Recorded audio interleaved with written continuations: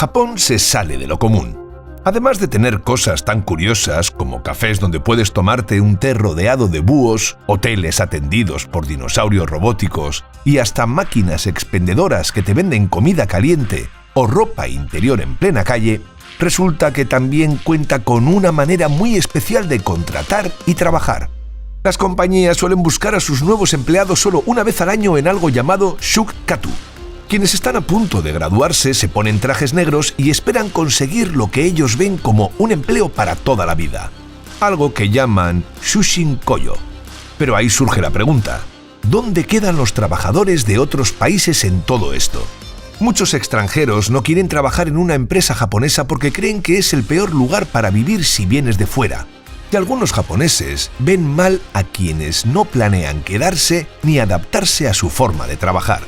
Su cultura es muy arraigada y la quieren preservar, cosa que se entiende, pero hay un detalle importante. La población de Japón llegó a su punto más alto en el año 2010, cuando había 128 millones de personas, y se calcula que bajará a 87 millones para 2070. Es la población con más gente de edad avanzada en el planeta, y una de las que menos hijos tiene, así que necesitan más personas en edad de trabajar. Por eso están empezando a mirar a trabajadores extranjeros como una opción para rellenar esos puestos que les hacen falta. Para ello están revisando esa cultura laboral tan tradicional que tienen. Quieren dejar atrás la idea del empleo para toda la vida y esos horarios eternos que hacen que la gente se quede trabajando hasta que no puede más. Y se preguntan si abrirse más a la inmigración será la forma de solucionar sus problemas, buscando al mismo tiempo cuidar el país de los efectos negativos que podría traer la llegada de mucha gente nueva de golpe. Hasta aquí todo muy interesante, pero recordemos un poco cómo ve Occidente a Japón. Durante la Segunda Guerra Mundial, Japón era una fuerza militar muy destacada. Más adelante, en la mitad del siglo XX, sobre el 1950, pasó a ser una potencia económica de primer nivel. Durante años se vio que su economía crecía más rápido que ninguna y se pensaba que en cierto momento iban a superar a Estados Unidos en muchos aspectos, un poco como sucede hoy con China. Sin embargo, su economía se derrumbó y Japón no logró ponerse al día tras ese golpe. Eso dejó marcas profundas en su sociedad. Uno de los problemas más urgentes que tienen ahora es que la gente se va haciendo mayor y el número de habitantes sigue cayendo. Se espera que esto empeore, porque cada vez viven más años y no están teniendo suficientes hijos para compensar. La falta de trabajadores es justamente la razón por la que Japón está cambiando de forma tan drástica su manera de trabajar. Pero antes de entrar de lleno en ese cambio, hay que saber de dónde vienen. Después de la Segunda Guerra Mundial, Japón quedó devastado, perdiendo gran parte de su industria. Sin embargo, millones de soldados regresaron al país, lo que dio lugar a una cantidad enorme de personas listas para trabajar. En esos años todavía se veía a Japón como un país con pocas oportunidades y con niveles de vida no muy altos.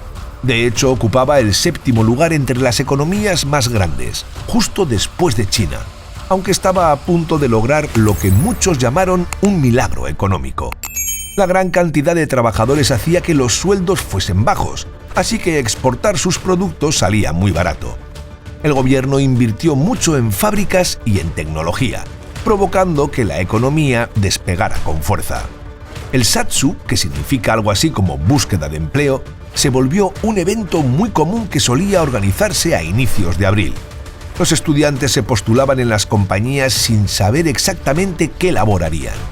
Si los aceptaban, se esperaba que se quedaran toda la vida, en lo que fuera que su jefe asignara. Además, había reglas bien estrictas en la oficina. No te ibas a casa antes que tu jefe, y hacer horas extra era algo de todos los días. Incluso hoy no es raro ver gente durmiéndose en el metro de puro cansancio. Los japoneses tienen un término, karoshi, que viene a ser morir por exceso de trabajo. Con esfuerzo, políticas que funcionaron y algo de suerte, la economía de Japón creció muy rápido. Llegaron a superar a Francia, luego a Alemania y hasta al Reino Unido en cosa de 15 años. Y algunos creían que también dejarían atrás a la Unión Soviética. Sin embargo, todo ese auge se derrumbó haciéndose notar. En un principio se veía a Japón como un sitio empobrecido cuyas mercancías eran baratas y malas, pero en los años 70 eso cambió bastante. Sus libros sobre gestión empresarial como The Art of Japanese Management o theory sets se vendían en todo el mundo, y la forma en que trabajaban se volvió una referencia, especialmente el llamado control de calidad total. Antes se revisaban los productos al final de la cadena de producción. Si había un fallo, se convertía en un dolor de cabeza para el equipo de ventas o el departamento de servicio al cliente. Japón cambió todo eso invitando a cada sección de la fábrica a reportar cualquier problema en cualquier momento y a proponer mejoras, lo que fue muy novedoso. También fueron pioneros en la producción justo a tiempo, que consiste en fabricar solo lo que hace falta en ese preciso momento, para no tener un montón de piezas almacenadas que podrían acabar acumulándose sin usarse nunca. Todo eso ocurrió con el respaldo de Estados Unidos, que se convirtió en el principal socio comercial de Japón y tenía el objetivo de transformarlo en un aliado estratégico y un modelo ejemplar que demostrara cómo podía prosperar el capitalismo en Asia. Hubo un cambio muy grande a mediados de los años 80.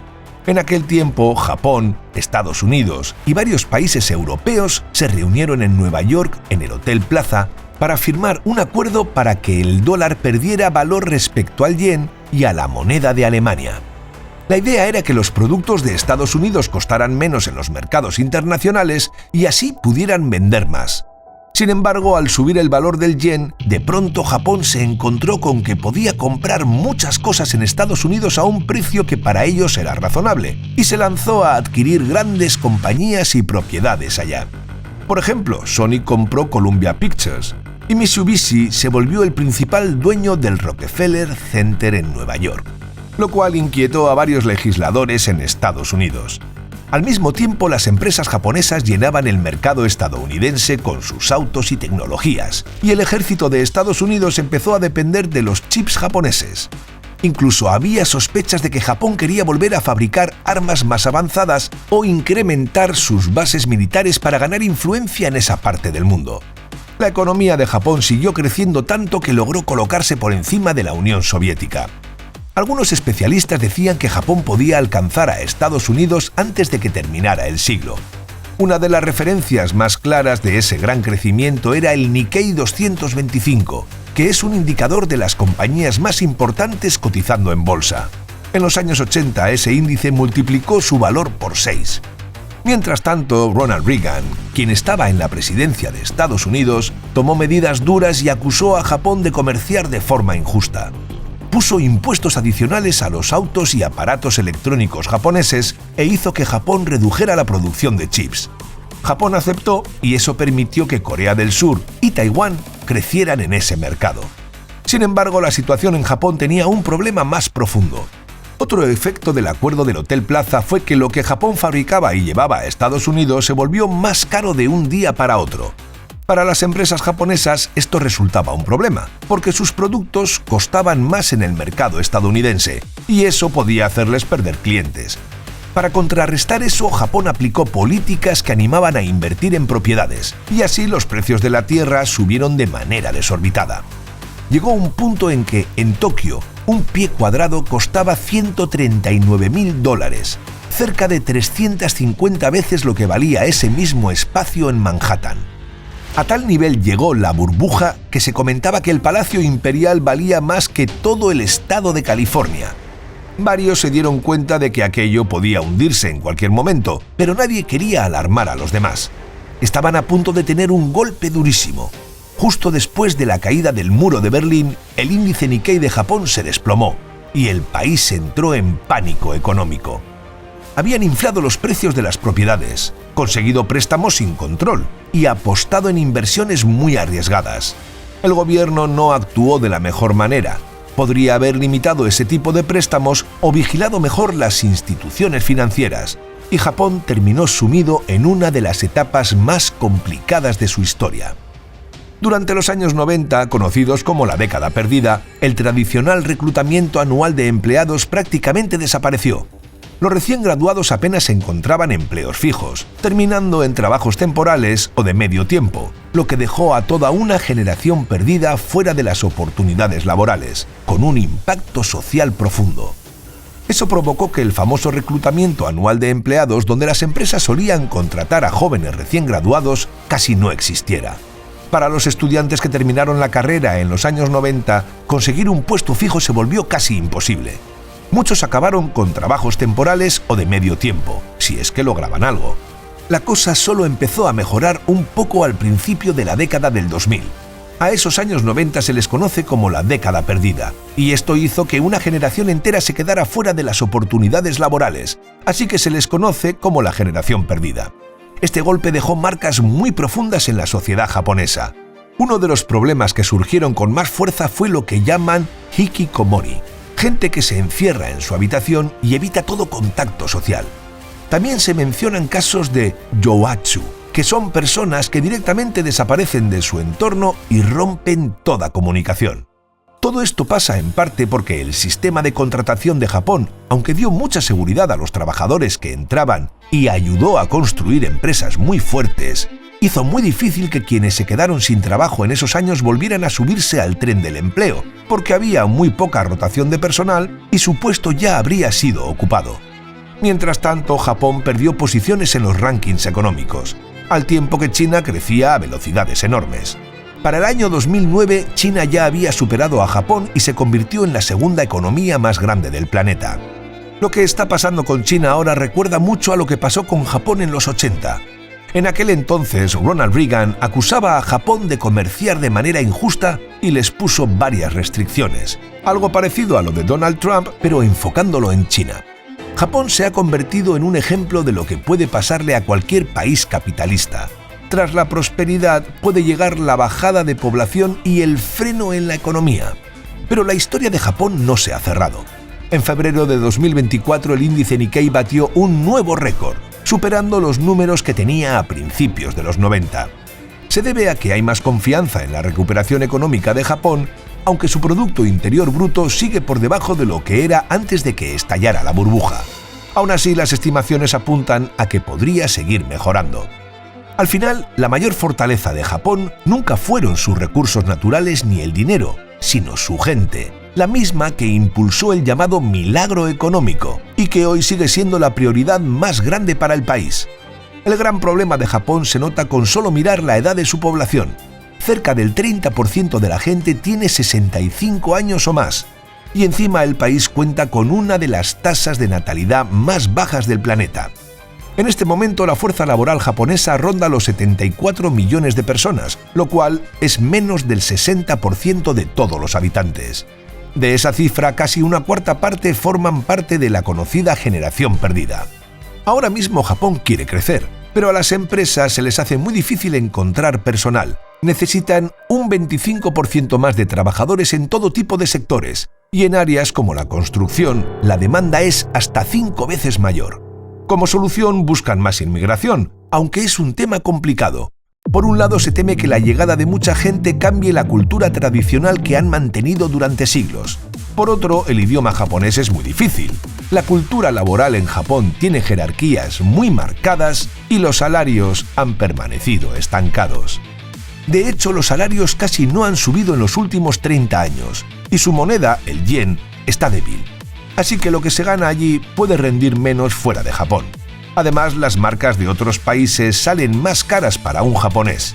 Solo el 3% de la población es extranjera. Así de cerrada ha sido la sociedad. Sin embargo, cada vez más japoneses están abiertos a recibir más trabajadores de otros países, y el gobierno ya ha tomado medidas para facilitarles la residencia y los permisos de trabajo. En la última década, la cantidad de extranjeros en Japón ha aumentado más del 60%. Han empezado a dar más permisos de trabajo en distintos campos y están facilitando los requisitos para conseguir la residencia permanente.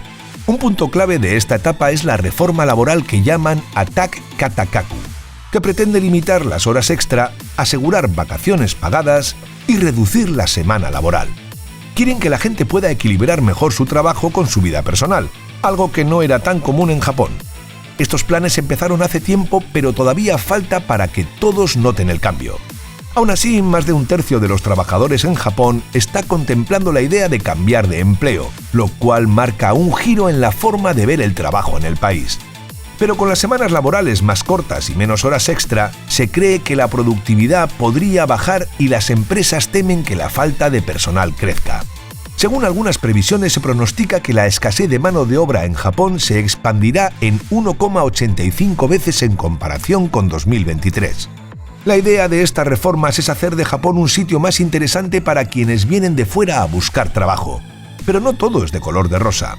Dejar entrar a muchísima gente extranjera de golpe puede traer dolores de cabeza, como saturar escuelas u hospitales. Y si no hay una buena integración, crear lugares donde se concentre gente de un mismo origen y suban las tasas de delincuencia. Por otra parte, el costo de la vivienda podría subir si hay más demanda de casas, y muchos japoneses no ven bien estas políticas. Para algunos, la inmigración no es la única salida. Dicen que habría que enfocarse en que nazcan más niños, y para eso el gobierno ha aumentado las ayudas para el cuidado y la educación de los hijos, aunque la mayoría de estas medidas van dirigidas a familias que ya tienen niños. Otros señalan que se podría animar a más mujeres a buscar trabajo. Las japonesas ya participan mucho en la vida laboral, pero el país tiene muy pocas en puestos de poder, como en la política, y la brecha de salarios entre hombres y mujeres es de las más grandes. A veces las parejas deciden no tener hijos porque no ven un panorama atractivo. La vida diaria puede ser cara y los horarios de trabajo no ayudan a que ambos se repartan las tareas familiares. También se podrían mejorar las tecnologías en los sectores que generan un mayor valor, lo que aumentaría la productividad. Sin embargo, el gobierno prefiere ahora apostar por la llegada de más trabajadores extranjeros. Nadie puede decir con certeza qué pasará con Japón. Hay que recordar que no solo está en una zona geográfica con mucha actividad sísmica, sino que tiene vecinos como Corea del Norte y China. Además, su forma de hacer las cosas es tan diferente que, por ejemplo, cuando vino la pandemia, casi no hubo confinamientos y aún así tuvieron muy poca mortalidad, a pesar de contar con una gran proporción de personas ancianas. Y mientras en otros lugares los precios de las viviendas se han disparado, Tokio sigue considerándose relativamente asequible. Una de las razones es que cuando aumentó la demanda, lograron construir casas con rapidez, así que no han sufrido tanto por la subida de precios. Puede que el país no experimente los mismos retos que antes de golpe, pero sigue existiendo la duda de si, con todo esto, se solucionará el problema. Aún así, las perspectivas económicas del país se ven más prometedoras que en mucho tiempo, y siempre han tenido una forma muy creativa de salir adelante. En Japón hacen las cosas a su manera, y recordamos que históricamente no han salido adelante porque se han encontrado con buenas materias primas, oro o cosas así, sino por su gente y su cultura.